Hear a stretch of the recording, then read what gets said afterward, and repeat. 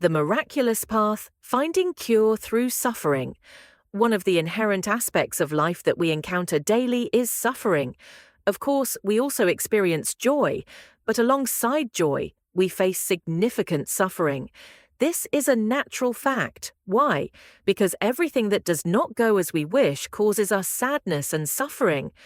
Buddhism encapsulates all of this into a single concept called suffering. In Sanskrit, suffering is termed duhkha. Some people question whether Buddhism is a bit pessimistic, constantly talking about suffering, but in truth, Buddhism is very optimistic. Because of its optimism, Buddhism dares to point directly at what humans fear. Despite fear and unwillingness, humans must confront suffering. What is suffering? It includes everything that oppresses us, makes us uncomfortable, dissatisfied, or unpeaceful. For example, having a toothache prevents us from eating, even though we're hungry and craving food. This is suffering. If our leg hurts so much that we can't climb stairs, that is suffering. If a headache keeps us from sleeping, that is also suffering. Therefore, everything that makes us unhappy or dissatisfied, causing mental discomfort, can be summed up as suffering. Humans fear suffering but cannot escape it. So why do we dare to point out suffering? To recognize the truth and then transform it. Buddhism describes suffering in many ways.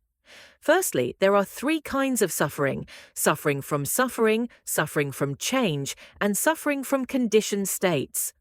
What is suffering from suffering? Our human life, having a body, is inherently suffering, but when illness or disease is added, or when we have a sick child, it becomes compounded suffering. This is called suffering from suffering. The second type is suffering from change. Change means decay. When something exists and then deteriorates, we cannot accept it, so we suffer. This is suffering from change. The third type is suffering from conditioned states, which continuously make us uncomfortable. For example, if we have high blood pressure and take medication, over time it may cause other illnesses. If we have diabetes and take medication, over time, other illnesses may develop. Secondary illnesses often arise from medication. For example, it is said that eggplant helps blood circulation, so we eat a lot of it. But over time, high blood pressure can turn into pain. Thus, suffering does not stop but spreads to other forms of suffering. In life, if we dislike someone, we might also dislike anyone associated with them, thinking, because they are friends with someone I dislike. In our lives, we must pay attention to such interconnected sufferings which spread like diseases. We might dislike one person, but what does that have to do with others? Even if a friend associates with them, we might try to persuade our friend to stop, although the person has not harmed our friend. We intervene in every way possible, and if we fail, we feel uncomfortable. If we talk about suffering briefly, there are 3 types, but more broadly, there are 6 types of suffering. What are these 6 sufferings? First is the suffering of creation. What is the suffering of creation? It is the suffering we create. For example, when we hate someone, we start planning. Mild plans involve insults, moderate plans involve physical harm, and severe plans involve seriously harming that person. Thus, the very act of creation contains the essence of suffering. If we were not suffering, we would not do it. We might endure great hardship to harm someone, driven by suffering. This is the suffering of creation. Our own frustrations and oppression lead us to create suffering, and this suffering leads to more creation. For instance, hating someone is suffering, and this suffering, frustration, and annoyance drive us to act against them. Therefore, our frustrations and oppression lead us to create suffering. This creation leads to the suffering of results. For example, we often read in the news about someone in a moment of anger, stabbing or killing another person. Their actions are clearly the creation of suffering, and no matter how they try to escape, the police will catch them, leading to trial and imprisonment. Imprisonment is the suffering of results. In our daily lives, what we experience are the results of suffering, And while enduring these results, we continue to feel frustration, leading to further creation. Thus, the suffering of creation and the suffering of results are interconnected, and we are entangled without end. The third suffering is the suffering of unfulfilled desires. What is the suffering of unfulfilled desires? If we do not practice wanting little, knowing enough, we can suffer because of money. In life, some people do not place much importance on material wealth, while others heavily emphasize it. They will do anything for money without hesitation. Because of money, all feelings and relationships can become meaningless. The suffering of unfulfilled desires is the suffering from not getting what we seek. For instance, if we see others with something and feel the need to have it, we become dissatisfied without it. We pursue it relentlessly, sometimes resorting to borrowing or doing anything to obtain it. This is the suffering of unfulfilled desires. The fourth suffering is the suffering of protection. Once we obtain something, what do? We must try to keep it, attachment, because losing it is unbearable. On this earth, we find it hard to avoid this suffering. Every election cycle, especially in the US, there are significant changes, though less so in Canada.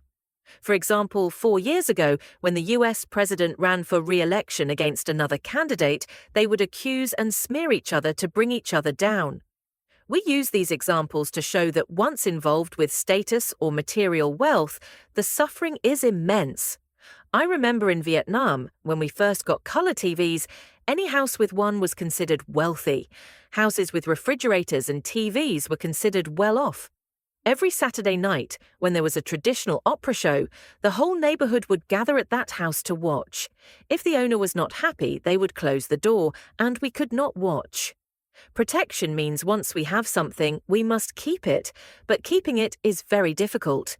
If we have simple shoes, we can leave them anywhere without worry, but if we have expensive shoes, we must keep an eye on them to avoid losing them. In Vietnam, people often carried their sandals with them to the temple for fear of theft. If left unattended, they would be taken. To avoid this, people carried their sandals with them when they went to pray. Someone sneaking around with sandals would be questioned, "Where are you going?" And they would answer, "Hiding my sandals." Thus, not having something makes us seek it, and having it makes us protect it. Sometimes new products come out that we desire, and we will hunt them down to own them, seeking recognition as the only owner in the city. This too is suffering. Here, we do not imply that this is a matter of guilt or innocence, not at all. We are saying this to recognize that in life, there are things we chase after that cause suffering, while being at peace brings no suffering. For example, if you feel hungry and go to the kitchen to see if there's something to eat, that is not suffering. But sometimes the fridge is full of food, and we still say, "Why is there nothing to eat?" Whereas a simple person is content with anything that fills their stomach. So pay attention, people who are picky about food often suffer a lot, because wherever they go, there's nothing they can eat, right? When we are simple, everything is easy. What is the fifth suffering? It is the suffering of insatiability. What is insatiability?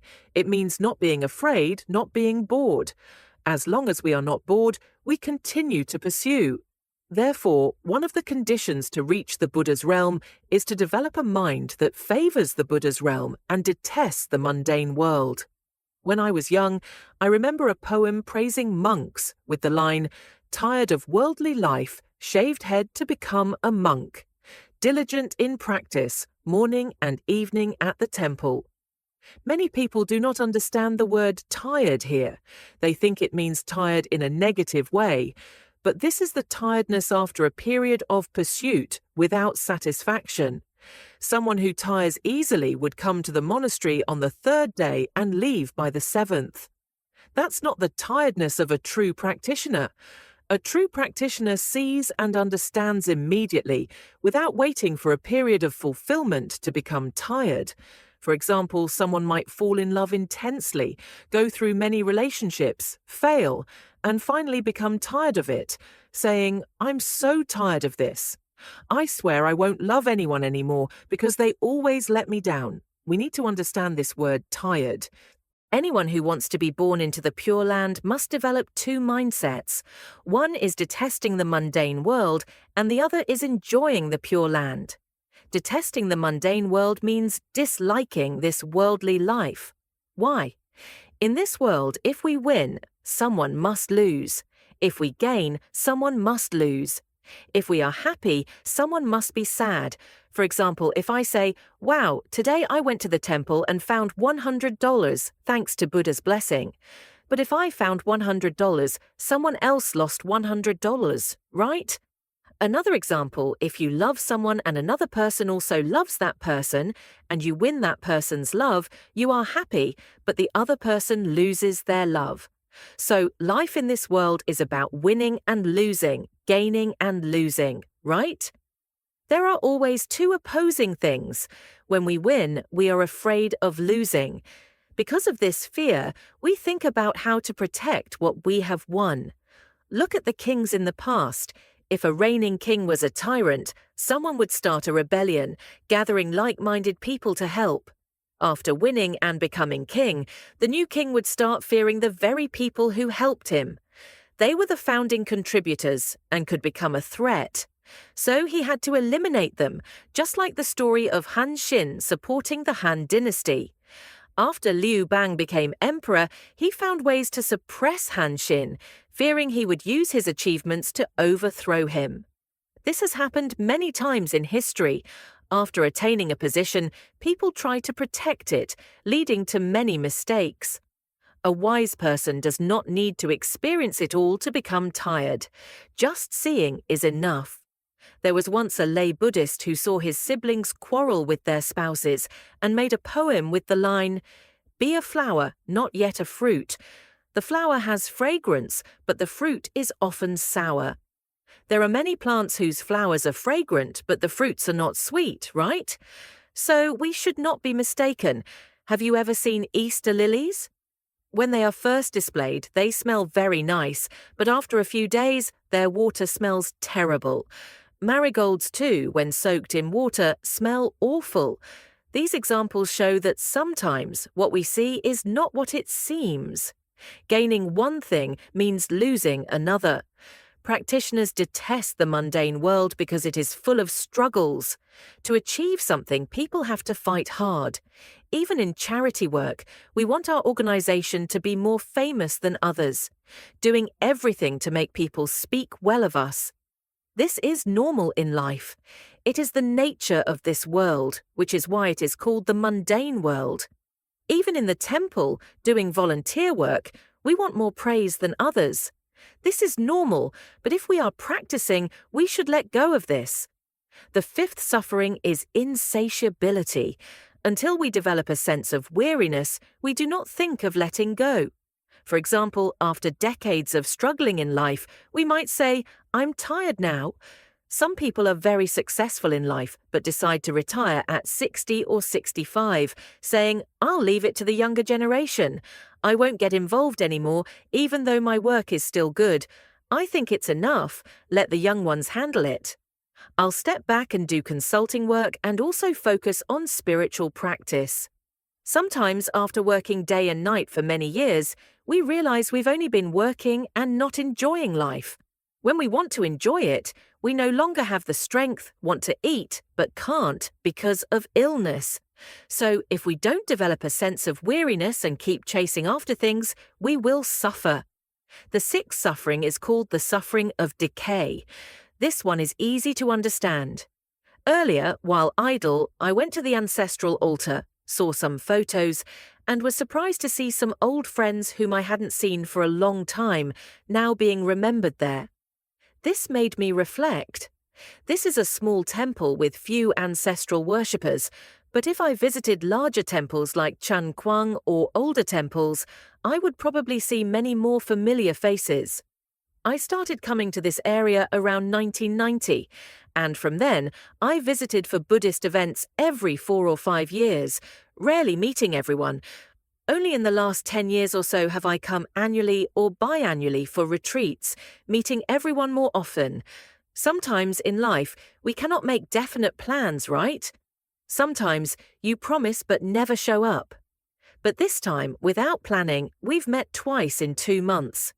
So, what is the suffering of decay? It is inevitable. Why does Buddhism point out this suffering? Because we do not recognize it. We do not see that when we do something, it inherently contains suffering. The cause of suffering leads to the result of suffering. When we are troubled, we create causes, and those causes are suffering causes. For example, if we lose money in business, we might think of gambling to recover our losses. The trouble, the loss, we don't see it with wisdom, and we create another cause. This cause leads to suffering results, not solving the suffering. This is just one cause. When this cause starts, it already contains the nature of suffering, so its result will surely be suffering. Many of you have probably seen this, seeing clearly how causes and effects of suffering will lead to suffering, but advising others is not always effective. Suffering arises when we do things that bring consequences. But if we think in reverse, we can transform suffering. We have only talked about 6 types of suffering, not yet the 8. Combining them into one discussion. Some people say, "Oh, Buddhism only talks about suffering," but it is the truth. Birth is suffering, aging is suffering, illness is suffering, death is suffering. Do you agree? And these do not always follow an order. If they followed an order, it would be happiness. Being born, aging, then illness, then death in that order would be great, meaning there is order. But sometimes birth is followed by death. Sometimes before aging, there is illness or death. Sometimes without illness, there is death, like in traffic accidents. Some die young, some are ill young, not necessarily aging first.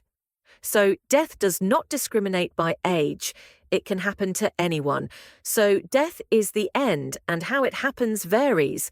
These are the 4 physiological sufferings, right? Now let's move on to the 4 psychological sufferings. Wanting something but not getting it is suffering. Loving someone but being separated from them is suffering. Hating someone but having to see them is suffering. These 3 are very clear, right? There is a 4th one that sometimes we may not understand, which is the suffering of the 5 aggregates. What are the 5 aggregates? They are the 5 skandhas: form, sensation, perception, mental formations, and consciousness. These 5 aggregates make up a person. Our current body is called the form aggregate. What is included in this form aggregate? Sensation. What is sensation? It is feeling, it is perception, such as back pain, leg pain, heat, cold, or emotions like love and hate. If there is a form body, there must be sensation. Besides the sensation aggregate, what else is there? The perception aggregate. What is the perception aggregate? It is interpretation, imagination. What is the mental formations aggregate? Continuity, succession. What is the consciousness aggregate? Discrimination. Whether weak or prosperous, it is suffering. What does prosperous mean? Weak means feeble. Prosperous means flourishing. Let's take one aggregate as an example. If the form aggregate is weak, people might say, "Oh my, why do you look so withered?" That is when this body, this physical form, lacks strength or is ill. But when this form body is prosperous, everyone who looks at you sees you as vibrant. "Oh my, what did you do today to look so radiant?" Yesterday, I had such a bad headache that I felt like dying, but I tried to endure it. After finishing a session with the Buddhists here, I went back to the other group who were waiting and continued until 11 or 12 at night. Some people said, "Oh, lately everyone says you look very vibrant." I thought to myself, how do they see that? I feel like dying from this headache. The form aggregate, which is this body, this physical appearance, if it is too prosperous, is also suffering. For example, now if we are too healthy, meaning fat, we look healthy. But who knows, being fat is also suffering. Sitting down is tiring. Going uphill is tiring. But if we are too thin, people criticize. This is the suffering of being too weak or too prosperous. We haven't even mentioned sensation. If our sensation is too prosperous, we also get tired. And we haven't even mentioned perception. Oh my, humans are very good at perception, which is why it's called imagination. Perception has no form, it's tiny, but whatever we perceive is like an elephant. So whether our perception is too strong or too weak, we suffer. For example, some people suspect everything they encounter. They suspect that everyone they meet is bad. When they doubt or think badly of others, they suffer a lot. They don't dare to interact with anyone, don't dare to talk or socialize, and over time become depressed. On the other hand, being too prosperous is also not good. If we have a child like that, we suffer all day because they always want to go out. So if the 5 aggregates are too healthy, we get tired. And if they are too weak, we also get tired. So we have briefly talked about the 3 sufferings, the 6 sufferings, and the 8 sufferings. But suffering also comes in 2 types, crude suffering and pure suffering. Now, let's take an example of pure suffering. Here, there are people who volunteer to distribute meals to the homeless every week or month. They cook so hard, then have to pack into boxes, into containers, and then carry them to distribute. Do you suffer doing all this? Yes, you do suffer. But is this suffering pure or crude? It is pure suffering. The Buddhas and Bodhisattvas work hard with us, don't they? Yes, they do. When we are healthy, we don't see them. The Bodhisattvas, especially Avalokitesvara, come to us when we are sick. When we are healthy, we don't see them. When we kneel before them, silently praying, and start to shed tears, they know it. As for Ksitigarbha Bodhisattva, he stays in hell.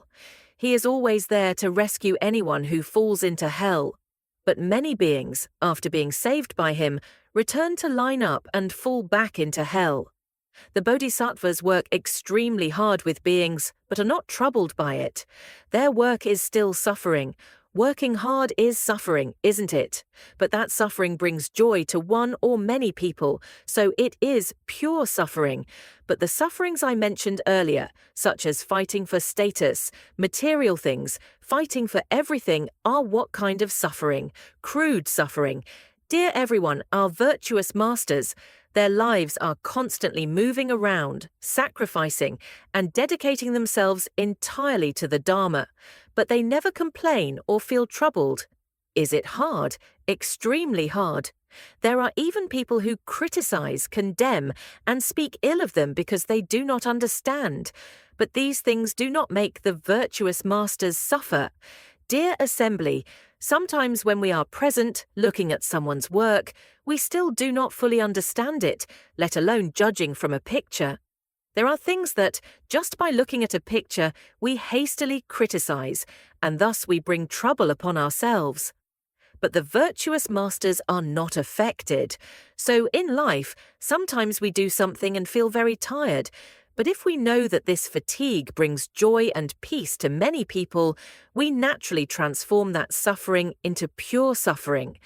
But there are also situations where it should be pure suffering, but because we do not know, we become annoyed and turn it into affliction, then the pure immediately becomes crude. In conclusion, this life is very beautiful. If all our deeds are pure suffering, what results do they produce? The result is what in Buddhist scriptures is called happy practice. Have you ever chanted the Lotus Sutra? Have you seen the chapter on happy practice? It is the 14th chapter. So, what is happy practice the result of? It is the result of pure suffering. What I share today with the Assembly has the meaning of taking suffering as miraculous medicine, taking all the obstacles in life as experiences for us to live and overcome. Thank you for watching.